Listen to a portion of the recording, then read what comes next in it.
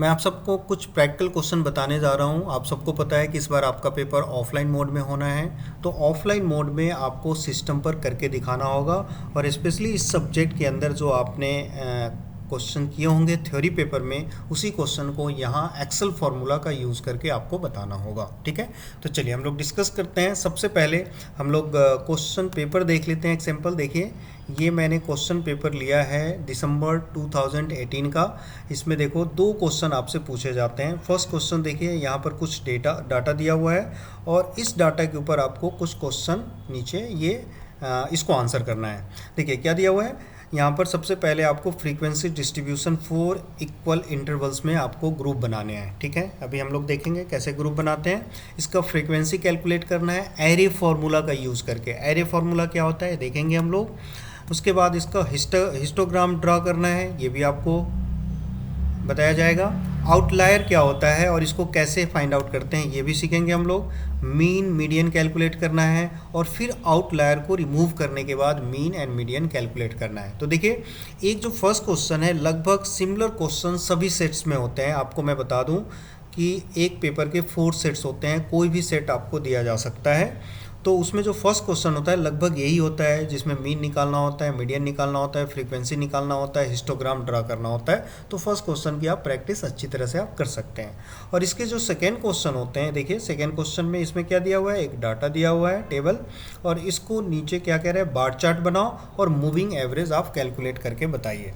तो इसके अलावा आपके क्वेश्चन में एनोवा हो सकता है, रिग्रेशन हो सकता है जो आपने किया हुआ है थ्योरी पेपर में, बट उसको एक्सेल के फॉर्मूला से यूज़ करना होता है। तो चलिए ऐसे कुछ क्वेश्चन हम लोग डिस्कस करेंगे। सबसे पहले अभी फर्स्ट क्वेश्चन को हम लोग सॉल्व करेंगे एक्सेल के हेल्प से, राइट।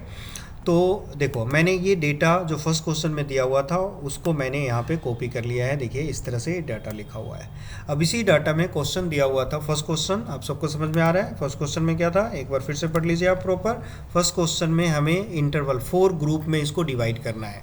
तो देखो 4 ग्रुप में कैसे डिवाइड करोगे आप, ये चीज़ आप देखिए।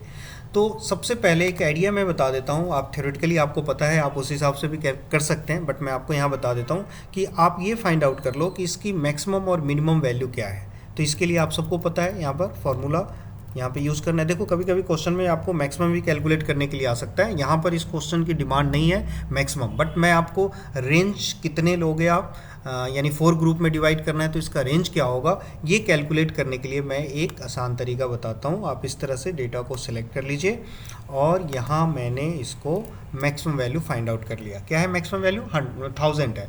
1000 से ज़्यादा नहीं हो सकता। आप देखना चाहो तो मिनिमम देख लो, बट इसकी ज़रूरत नहीं है, बट मिनिमम भी इसी तरह से आप कैलकुलेट कर सकते हैं। ये देखिए आपने मिनिमम नंबर कैलकुलेट कर लिया, राइट।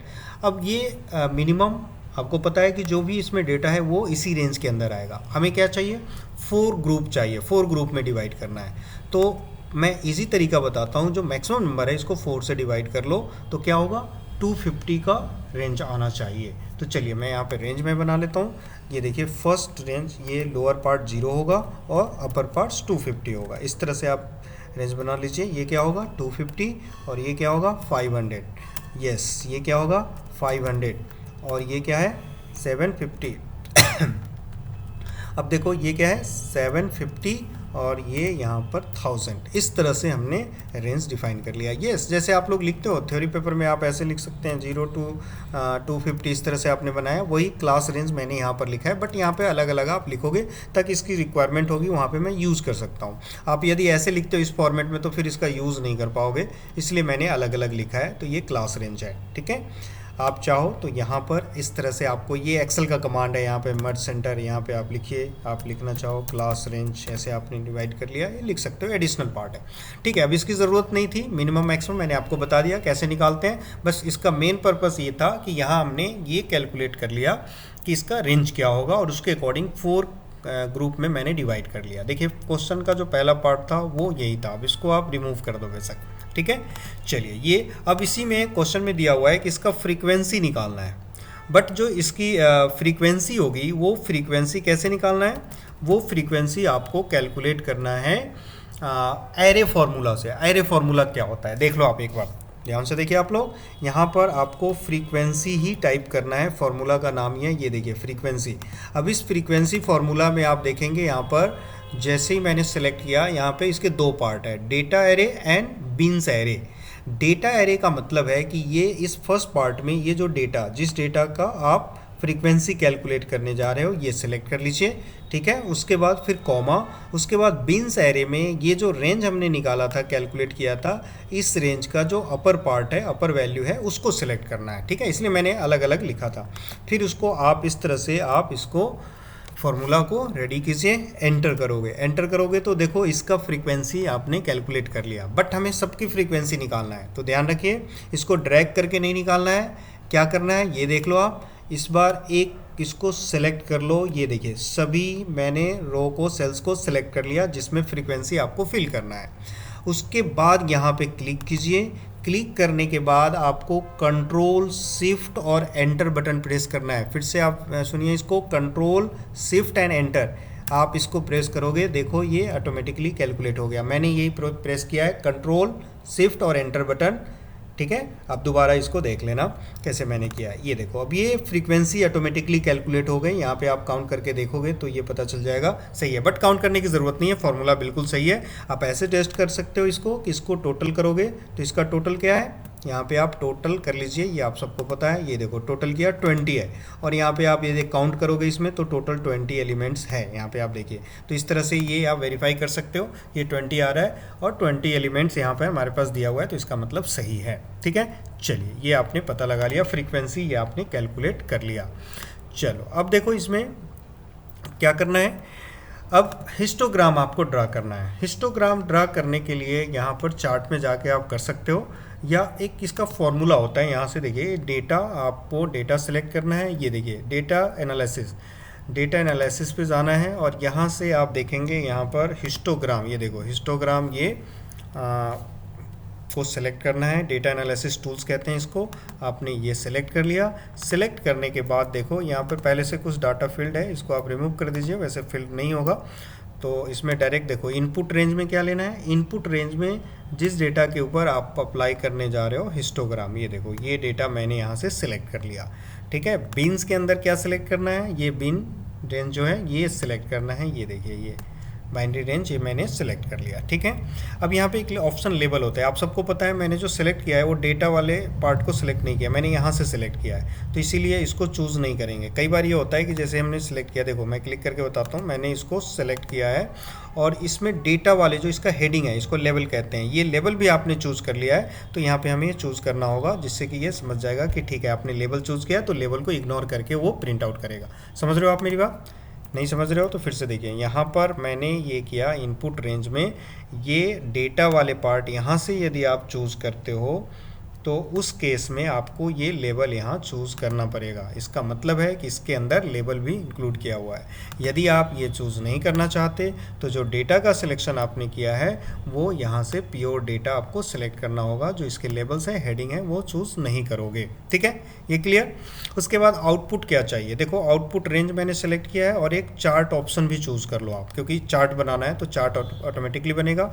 आउटपुट रेंज का मतलब है रिजल्ट कहाँ चाहिए, ये आपको प्रिंट करके बताना है। यहाँ पे जैसे कर्सर क्लिक कर लो कहीं भी, यहाँ पे क्लिक किया और उसके बाद मैंने यहाँ सेल में क्लिक कर दिया, जहाँ भी आप रिजल्ट चाहते हैं वहाँ पे आप इसको क्लिक कर सकते हैं इस तरह से, यानी इस लोकेशन पे चार्ट आपका प्रिंट हो जाएगा, ठीक है। चलिए अब मैंने ओके बटन प्रेस किया। अब आप देख सकते हो यहाँ आपके सामने, ये देखिए हिस्टोग्राम भी आपके सामने आ गया, ये देखिए। और यहाँ आपका ये देखो ये फ्रीक्वेंसी जो मैंने अभी कैलकुलेट किया था बाइनरी एरे फार्मूला से, देख रहे हो आप वो फार्मूला, और इसमें देखो मैच हो रहा है 3, 13, 3 एंड 1। यस, यहाँ से भी आप वेरीफाई कर सकते हो कि जो आपने एरे फार्मूला अप्लाई किया था वो बिल्कुल सही है, ठीक है। इसको कहीं भी प्लेस कर लीजिए आप अपने इसमें शीट पे, ठीक है, या दूसरे शीट पे भी प्रिंट कर सकते हो। आप सबको एक्सेल आता है तो इतना ज़्यादा एडवांस में जाके आप कर सकते हो ज़्यादा manipulation, otherwise step by step आप ये याद रखिए, ठीक है। तो ये आपने कैलकुलेट कर लिया, फ्रीक्वेंसी भी कैलकुलेट कर लिया, क्लास रेंज भी डिवाइड कर लिया, हिस्टोग्राम भी बना लिया। अब इसमें एक आउटलायर आपको फाइंड आउट करने के लिए कहा गया है, ठीक है। चलिए आउटलायर का हम लोग समझते हैं। मैं अभी ज़्यादा थ्योरेटिकली आपको नहीं बताऊंगा, मैं सिर्फ पॉइंट टू पॉइंट आपको फॉर्मूला में बता देता हूँ। यहाँ पे क्या करना चाहिए, सबसे पहले हमें कुछ एलिमेंट्स कैलकुलेट करना होगा। देखो सबसे पहले हम लोग यहाँ पर Q1 यानी क्वार्टर 1 कैलकुलेट करते हैं। इसका एक फॉर्मूला होता है, आप सबने किया होगा फॉर्मूला, या नहीं किया होगा, जिन्होंने एक्सेल यूज़ किया होगा फिर सिर्फ उन्होंने ही किया होगा। तो उस फॉर्मूला को हम लोग यहाँ पर अभी करेंगे। क्या है इसका फॉर्मूला? इक्वल साइन एंड यहाँ पर ये देखो, ये होता है क्वार्टाइल और ये INC, ये वाला चूज़ करना है, ये ध्यान रखना, क्वार्टाइल एंड INC ये आपने चूज़ कर लिया, ठीक है। और यहाँ पे एरे लेना है। एरे का मतलब है कि जिस एलिमेंट के ऊपर आप अप्लाई करने जा रहे हो। और ये देखिए, ये डेटा हमारा है एरे, ये मैंने यहाँ सेलेक्ट कर लिया। ध्यान रखना यहाँ मैंने डेटा पार्ट नहीं चूज़ किया है, राइट। उसके बाद यहाँ पर ये आपसे पूछ रहा है क्वार्टाइल, यानी कौन से क्वार्टाइल के लिए आप कैलकुलेट कर रहे हो। फर्स्ट क्वार्टाइल यानी Q1 मैंने लिखा है, तो इसका मतलब क्या है, ये फर्स्ट क्वार्टाइल है। तो फर्स्ट क्वार्टाइल के लिए मैंने यहाँ पर ये सेलेक्ट कर लिया। ये देखो, ये कैलकुलेट हो गया फर्स्ट क्वार्टाइल, ठीक है।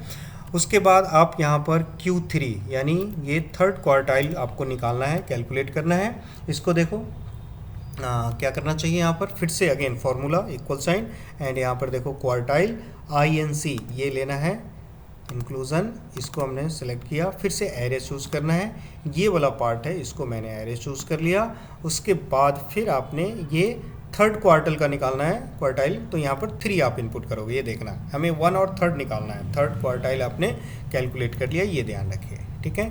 ये आपने निकाल लिया, ठीक। अब उसके बाद इसका इंटरवल कैलकुलेट करना है। इन दोनों का इंटरवल आप कैलकुलेट कीजिए।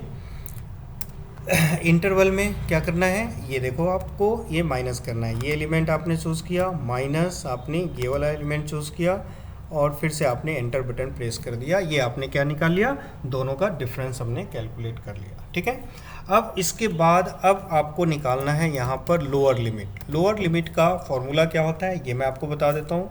जो क्वार्टर लोअर लिमिट यानी जो क्वार्टर 1 आपने कैलकुलेट किया है, ये आपको चूज़ करना है। एंड अगेन यहाँ पर -1.5 ये आपको यूज़ करना है, फॉर्मूला है। एंड मल्टीप्लाई, देखिए मैंने राइट किया है, मल्टीप्लाई जो आपने अभी इंटरवल कैलकुलेट किया है उसको यहाँ पुट कर दो। इंटरवल के लिए क्या है वैल्यू, यहाँ से आप क्लिक करके चूज़ कर लीजिए। ये देखो, ये फॉर्मूला है, यानी आपने फर्स्ट क्वार्टाइल जो आपने कैलकुलेट किया वो मल्टीप्लाई 1.5 और फिर दोनों क्वार्टाइल का इंटरवल, ये फॉर्मूला होता है। ये आप नोट कर लीजिए।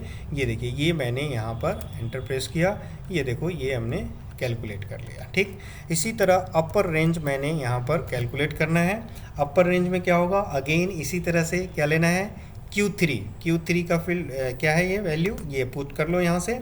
उसके बाद क्या करना है, प्लस करना है। ये देखिए F9 है और ये इसमें प्लस करना है। ध्यान रखना, फर्स्ट वाले फार्मूला में हमने माइनस किया था, यहाँ प्लस करना है 1.5 एंड मल्टीप्लाई क्या होना चाहिए, यहाँ पर जो इंटरवल है इसका, इंटरवल के लिए इंटरवल चूज़ कीजिए। आप देख लो, समझ में आ रहा है आप सबको। ये देख लो, ये हमारा लोअर एंड अपर रेंज आ गया। यानी कहने का मतलब ये है कि ये रेंज हमने जो 738 हमने कैलकुलेट किया, इस रेंज से बाहर कोई भी एलिमेंट आ जाता है, या इस रेंज से, हाँ मतलब इस रेंज से बाहर यानी 25 से लेस देन और 738 से ग्रेटर देन कोई वैल्यू है, तो वो आपका क्या होगा, आउटलायर कहलाएगा।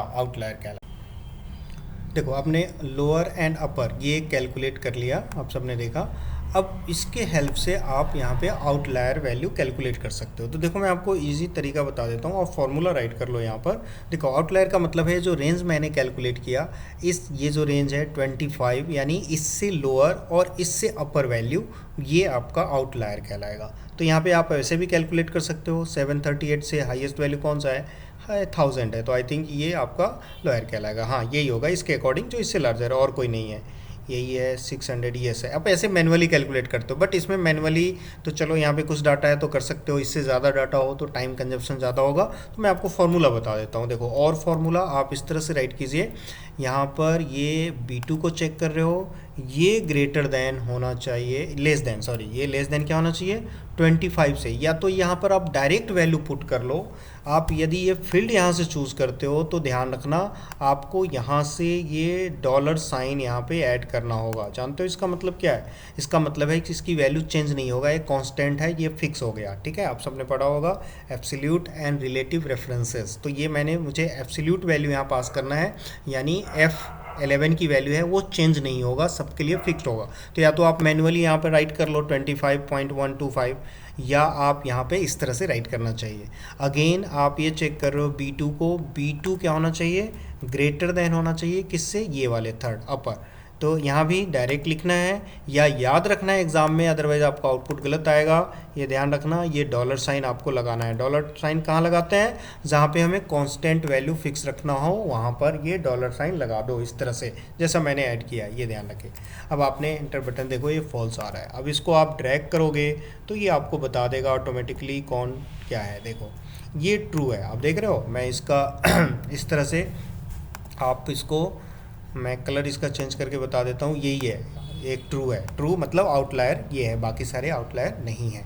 तो ये पता चल गया क्या आउटलायर है, ये कैलकुलेट आपने कर लिया। चलिए अब क्वेश्चन के दूसरे पार्ट की तरफ बढ़ते हैं हम लोग। अब इसमें इसका मीन कैलकुलेट करना है, तो ये भी आसान है। मीन कैलकुलेट करना है तो आप कहीं भी आप इस तरह से, मैंने पहले राइट कर दिया, एग्जाम में भी ऐसे ही करना, आप लोग राइट कर देना और यहाँ पर फॉर्मूला यूज़ कर लो मीन के लिए। देखो आप यहाँ पर ज्योमेट्रिक मीन, यहाँ पर देखिए मीडियन है, ये आपको मीन का फॉर्मूला मिलेगा। यहाँ पर ज्योमेट्रिक मीन ये चूज़ करना है और उसके बाद ये सारे नंबर को यहाँ से कैलकुलेट करना है, या वैसे जैसे एवरेज निकालते हो वैसे भी कर सकते हो आप, ठीक है। ये देखो ये मीन हमने कैलकुलेट कर लिया, ठीक है। उसके बाद क्या कैलकुलेट करना है, मीडियन कैलकुलेट करना है। ये आप इस तरह से राइट कर लेना और फिर मीडियन का फॉर्मूला यहाँ पर देखिए, ये मीडियन फॉर्मूला है। यहाँ भी आपको रेंज सेलेक्ट करना है, ये देखिए रेंज, ठीक है। ये रेंज आपने चूज़ कर लिया इस तरह से, ये मैंने क्लोज किया, ये देखो ये रेंज निकल गया। तो ये मीन और मीडियन आपने निकाल लिया। अभी इसके अंदर क्या है, ये आउटलायर भी इंक्लूड है। अब इसको हमें एक्सक्लूड करके फिर अभी कैलकुलेट करना है। क्वेश्चन में ही दिया हुआ था कि इसको रिमूव करना है। यस, मैं याद दिलाता हूँ, एक बार क्वेश्चन देखिए आप लोग। क्वेश्चन में ये दिया हुआ था, remove the outliers and once again find the mean and median and explain the differences in two means calculated in C and D. यानी आपने जो सी और डी दो ऑप्शन में जो मीन आपने निकाला है उसके बीच में डिफ्रेंशिएट कैलकुलेट करना है, यही क्वेश्चन है। तो चलिए अब इस डाटा को आप क्या करो, या तो आप सिंपल इसको कॉपी कर लीजिए फिर से, और यहाँ आप इसको अगेन कहीं भी पेस्ट कर लो। चलो मैं यहाँ पे मैंने स्पेस रखा है, मैं इसको पेस्ट कर लेता हूँ, ठीक है। इसमें से ये इसको डिलीट करना है। देखिए आप राइट क्लिक करो, यहाँ पे डिलीट किया मैंने, और ये सेल को अप करना है, ध्यान रखना है, ये डिलीट हो जाएगा और ये यहाँ पे फिल हो जाएगा स्पेस, यानी ये डिलीट हो गया। अब देखोगे इसमें कितने एलिमेंट है, इसमें टोटल 19 एलिमेंट है, आप देख सकते हैं इसको काउंट करके, ठीक है। काउंट खुद नहीं करो, काउंट करने के लिए फॉर्मूला लिखा हुआ है, आप उसका भी यूज़ कर सकते हो। ये सारे फॉर्मूला आपको याद होना चाहिए। चलिए तो मैं अब इसका मीन निकालता हूँ। तो चलो अब इसका भी मीन कैलकुलेट कर लो। तो इसका मीन क्या होगा, ये देखिए रिमूव करने के बाद अगेन फार्मूला क्या लगाना है, यही फार्मूला जो भी हम लोगों ने किया था। यहाँ से आपको ये रेंज सेलेक्ट करना है, यस ये देखिए रेंज सेलेक्ट करना है और ये क्लोज कर दिया, ये मीन हो गया। मीडियन भी निकाल लो, मीडियन भी कह रहा है क्वेश्चन में, तो ये देखिए मीडियन कैलकुलेट कीजिए और फिर हमने ये रेंज सेलेक्ट कर लिया और ये इस तरह से आप इसका मीडियन कैलकुलेट कर सकते हो, देख रहे हो आप। तो ये आपने कैलकुलेट कर लिया। अब क्या कह रहा है क्वेश्चन में, कह रहा है कि डिफरेंसेस बताओ, किसका डिफरेंसेस बताना है, डिफरेंसेस बताना है ये जो मीन का डिफरेंसेस है।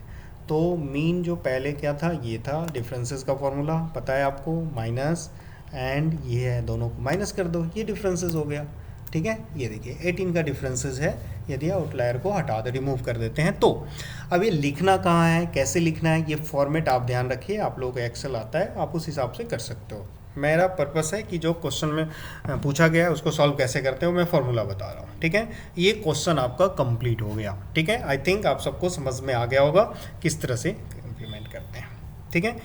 चलिए अब सेकेंड क्वेश्चन की तरफ बढ़ते हैं। सेकेंड क्वेश्चन में जो दे रखा था, क्या दिया हुआ था, यहाँ आपको कुछ डाटा दे रखा है मंथ के साथ, और इसमें बार चार्ट बनाना है और मूविंग एवरेज ऑफ लेंथ 3 ये कैलकुलेट करना है, राइट।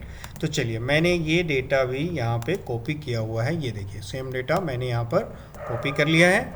अब इस डेटा का हमें क्या करना है, मूविंग एवरेज पहले कैलकुलेट कर लो या बार चार्ट बना लो, डजेंट मैटर, ठीक है। तो चलिए मूविंग एवरेज हम लोग कैलकुलेट कर देते हैं, करते हैं। यहाँ पर देखो आसान तरीका है, मूविंग एवरेज यहाँ पे क्लिक कीजिए, फिर डेटा में जाना है, डेटा में जाने के बाद क्या करना है, डेटा एनालिसिस, और यहाँ पर आपको मूविंग एवरेज दिखाई दे रहा होगा। इसमें देखो देखो कई बार आपके एक्सेल में ये डेटा एनालिसिस टूल नहीं दिखाई दे रहा हो तो आप ऐड कर सकते हो इसको एडिशनल, इसके ऑप्शन में जाके आप सेलेक्ट कर लीजिए। यहाँ पे मूविंग एवरेज मिल गया, मूविंग एवरेज मैंने चूज़ किया।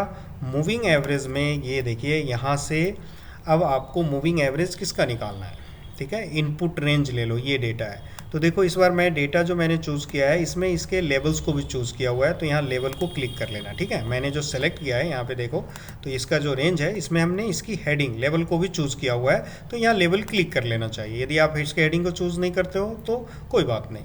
इंटरवल में ये देखिए मैंने 3 लिया हुआ है, 3 इनपुट कर दो और यहाँ पर आप आउटपुट रेंज यानी जहाँ रिजल्ट चाहिए वहाँ पे क्लिक कर लो, ठीक है। तो आउटपुट रेंज में मैंने इसी को क्लिक कर लिया, यहाँ पे हमें कैलकुलेट करना है, ठीक है। चलो अब मैंने यहाँ ओके बटन प्रेस किया, ये देखिए बाय डिफ़ॉल्ट ये इस तरह से कैलकुलेट करता है, ये देखो ये इन्हें नॉट एप्लीकेबल, और इस तरह से ये आपका मूविंग एवरेज कैलकुलेट हो गया, ठीक है। अब मूविंग एवरेज को जैसे प्लॉट भी करना होता है इसको, यानी चार्ट से दिखाना होता है, तो आप इसको देख सकते हो। जैसे चार्ट बनाना है आप यहाँ सेलेक्ट कर लीजिए और यहाँ से आप देख लो, एक्सेल का कमांड है ये, तो आप सबको एक्सेल आता है, आप इजली कर सकते हैं। देखिए यहाँ पर हमें ये चार्ट लेना है, प्लॉट करने के लिए ये वाला चार्ट लेते हैं, इसमें से कोई भी आप ले लो। यहाँ पर लाइन विथ ये मार्कर्स, ये वाला चार्ट लेते हैं या ये ले सकते हो, ठीक है।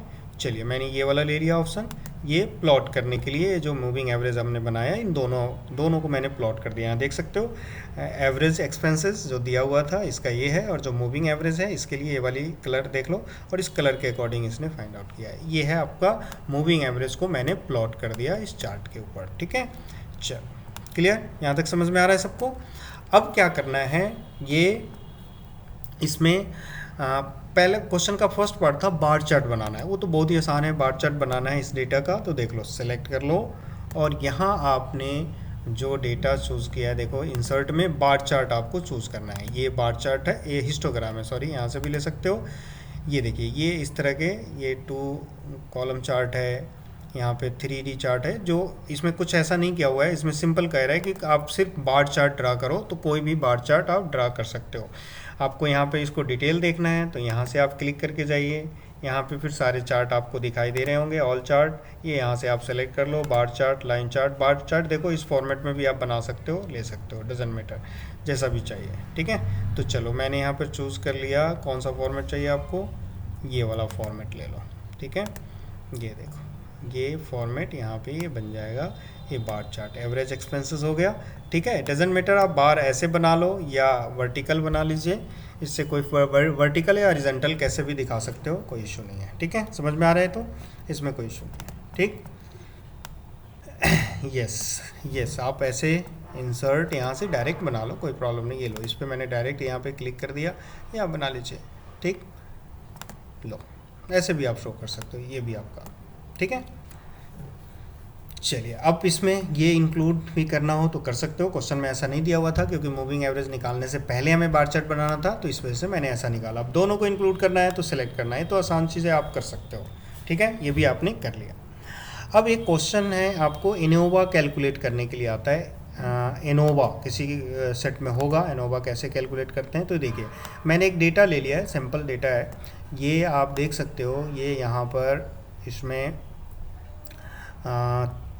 3 कॉलम्स बने हुए हैं और इसकी वैल्यू के ऊपर हमें एनोवा यानी एनोवा टेस्ट करना है। कैसे करोगे आप, देखो इसमें आपको जैसे थ्योरी पेपर में किया था वैसा करने की ज़रूरत नहीं है।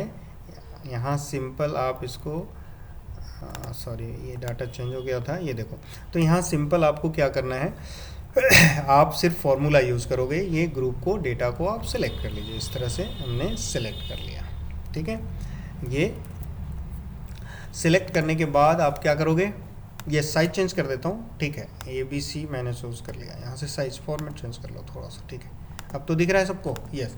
ये मैंने साइज चेंज कर लिया। अब यहाँ सिंपल इसको सेलेक्ट कीजिए और यहाँ जाना है आपको कहाँ, डेटा में, फिर से ये देखो एनालिसिस, और यहाँ पे एनोवा। आप देखो एनोवा यहाँ पे आपको ये सिंगल फैक्टर करना है, जो हमारे सिलेबस में है सिंगल फैक्टर, ये हमने सिलेक्ट कर लिया।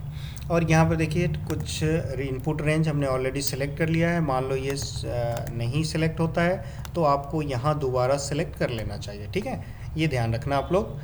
कई बार पहले से फिल्ड होता है या चूज सेलेक्ट नहीं होता है, तो दोबारा यहाँ रिमूव करके दोबारा कन्फर्मेशन के लिए आप सेलेक्ट कर लो, जैसा मैंने अभी किया। उसके बाद यहाँ आप लेबल, ये अल्फ़ा की वैल्यू दे रखा होता है क्वेश्चन में, ये चूज़ कर लीजिए। लेबल्स इन फर्स्ट रो, ये जो फर्स्ट रो है ABC मैंने लिखा हुआ है, ये लेबल साइज़ का, तो ये लेबल आप चूज़ कर लो। उसके बाद यहाँ आउटपुट रेंज, जहाँ पे रिजल्ट दिखाना है, रिजल्ट मान लो यहाँ हमें प्रिंट करना है, कहीं भी प्रिंट कर लो यहाँ। और ये देखिए ये मैंने प्रिंट कर दिया। ये देखो एनोवा टेबल जो आप लोगों ने बनाया था, याद होगा थ्योरी पेपर में, एग्जैक्टली ये एनोवा टेबल आपको प्रिंट करके बता देगा। ठीक है, तो चलिए, तो इस तरह से इनोवा का प्रिपरेशन आसान है।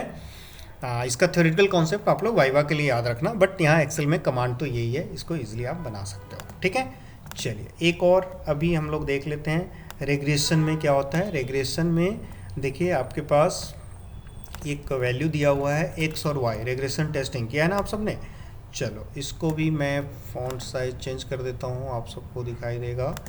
यस, चलो दिखाई दे रहा है सबको, एक्स और वाई। अब इसकी रेग्रेशन लाइन ड्रा करने के लिए आता है, तो देखो इसमें भी आप इजीली कर सकते हो। यहाँ पर सिंपल डेटा, इसके अंदर जाना है, यहाँ डेटा एनालिसिस में जाओगे, यहाँ पर देख लो रेग्रेशन, दिख रहा है आप सबको रेग्रेशन, ये देखिए रेग्रेशन, और यहाँ से मैंने ओके बटन प्रेस किया। अब यहाँ पर देखिए कुछ वैल्यू जा रहा है यहाँ पर, ठीक है, वाई की वैल्यू ऑटोमेटिकली ये सिलेक्ट हो रहा है, आप इसको रिमूव कर दो। यहाँ पर ये डाटा रिफ़िल करेंगे। यदि पहले से कोई भी डाटा हो सकता है, गलत डाटा भी हो सकता है, तो आप इसको रिमूव करके यहाँ देखना, यहाँ लिखा हुआ है वाई रेंज, यानी वाई की रेंज देखो, ये ले लिया आपने। यहाँ पर आपने ले लिया एक्स का रेंज और ये आपने चूज़ कर लिया, और ये देखो ये लेवल भी आपने चूज़ कर लिया। उसके बाद ये यहाँ पे क्वेश्चन में कॉन्फिडेंस इन लेवल दिया हुआ है तो ठीक है, अदरवाइज़ ये हाइट रहने दो। और ये आपको यहाँ शो करना है, ये कहीं भी जहाँ आउटपुट चाहिए, देखो मैंने यहाँ पे क्लिक किया और ये इस तरह से आपने ओके बटन प्रेस कर दिया। ये लाइन फिट प्लॉट, ये आपको प्लॉट करना होगा, चूज़ कर लेना, बाय डिफ़ॉल्ट होता है। ये देखिए ये लाइन फिट प्लॉट हो गया, यानी साथ में ग्राफ भी बन गया, और ये इतने सारे डेटा आ गए जो कि हमें कैलकुलेट नहीं करना होता है। आपने थ्योरी पेपर में इतना नहीं कैलकुलेट किया होगा, तो इसमें से किस डेटा की ज़रूरत है वो मैं आपको बता देता हूँ। देखो यहाँ पे कोफिशिएंट आपने जो निकाला, यही कोफिशिएंट आपका इक्वेशन, लीनियर इक्वेशन बनाता है। आप लोगों ने थ्योरी में किया होगा, तो इसका रेग्रेशन इक्वेशन क्या बनेगा वो मैं यहाँ पे राइट करके बता देता हूँ आप सबको।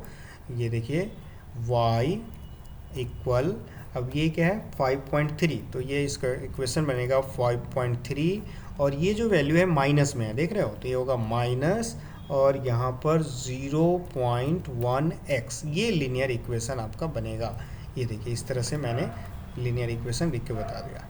अब इस लीनियर इक्वेशन से आप चाहो तो अपने आंसर को प्रूव कर सकते हो कि आपने जो कैलकुलेट किया वो सही है या नहीं है। देखो नीचे यहाँ दिखा रहा है, ये जो टेबल दिखा रहा है, ये इसका रेसिडुअल, ये एरर होता है, यानी इसके जो एक्सपेक्टेड वैल्यू, प्रिडिक्टेड जो वैल्यू है वो और एक्चुअल वैल्यू है उसके बीच में डिफरेंसेस क्या है। तो ये डिफरेंसेस ये इस फार्मूला से आप कैलकुलेट कर सकते हो। यहाँ जो x की वैल्यू है, देखो ये x है, x की वैल्यू यहाँ पुट करोगे तो y की वैल्यू कैलकुलेट हो जाएगा। अब जैसे मैं एक डेमो आपको बता देता हूँ, जैसे यहाँ पर आप पुट कीजिए 5.3, ठीक है, 5.3